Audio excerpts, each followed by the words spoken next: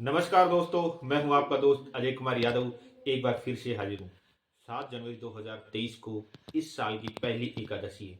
भगवान श्री कृष्ण ने भी गीता के अंदर कहा है कि व्रतों के अंदर मैं एकादशी का व्रत हूं।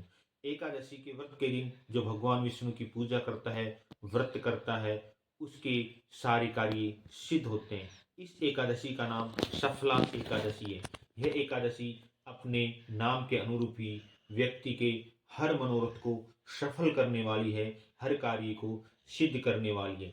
इस एकादशी के व्रत की कथा इस प्रकार से है। प्राचीन समय में चंपावती नाम की एक नगरी थी। वहां का राजा महिष्मत था।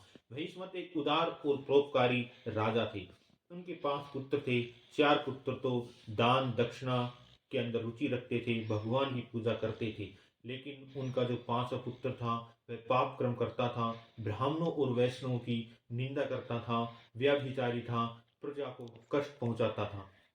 राजा ने परेशान होकर के उसका नाम लुम्बक रख दिया और उसे अपने राज से निष्कासित कर दिया। वह दुष्ट राज से निकलकर एक जंगल के अंदर रहने लगा। वह रात को खुद अपने पिताजी की नगरी में आता, चोरी करता और प्रजाजनों की कई बार हत्या भी कर देता था। एक बार राजा के सैनिकों ने उसे चोरी करते हुए पकड़ लिया, लेकिन जब उसने अपने आप को महिष्मत का पुत्र बताया तो उसे छोड़ दिया गया। वह दुष्ट पशु पक्षियों और जानवरों को मार करके भोजन करता और जंगल के कंदमूल फल खाता।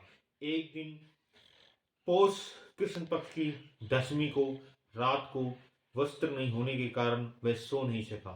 उसका शरीर सर्दी से ठिठुरने लगा। इस प्रकार एकादशी के दिन भी वह दोपहर तक निश्चेत और निष्प्राण सा पड़ा रहा। जब दोपहर हुई तो उसके शरीर में कुछ जान आई।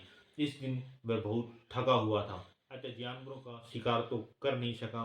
उसने बहुत सारे फल इकट्ठे किए और लेकर के आया। वह दुष्ट एक बड़े पीपल के वृक्ष के नीचे रहता था। तो उस पीपल के वृक्ष को देवता की तरह पूजा जाता था। पूर्व जन्म के कुछ संचित फल कर्मों के फल के कारण उसे कुछ प्रेरणा जागी।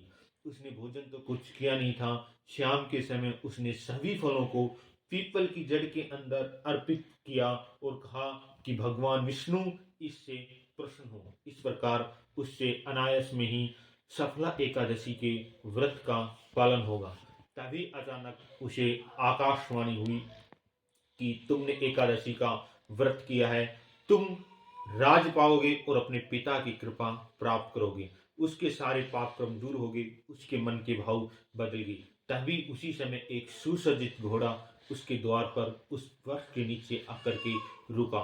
वह घोड़े के ऊपर अच्छे वस्त्रों से सुसज्जित होकर घोड़े के ऊपर बैठा और अपने पिता के पास गया। उसके पिता बहुत प्रसन्न हुए तथा उसे अपना संपूर्ण राज्य सौंप दिया। उसे एक मनोज्ञ नाम के पुत्र की भी प्राप्ति हुई और आगामी 15 वर्षों तक उसने धर्म के साथ राज्य स्थापित किया। इस प्रकार ये एकादशी व्रत की कथा संपन्न हुई। जो भी व्यक्ति इस एकादशी के व्रत को करेगा वह मन वांछित फल पाएगा। प्रिय मित्रों, आज के वीडियो में इतना ही। आपको वीडियो कैसे लगा लाइक करें, कमेंट करके हमें जरूर बताएं। जय हिंद, जय भारत। मैं आपका दोस्त अजय कुमार यादव।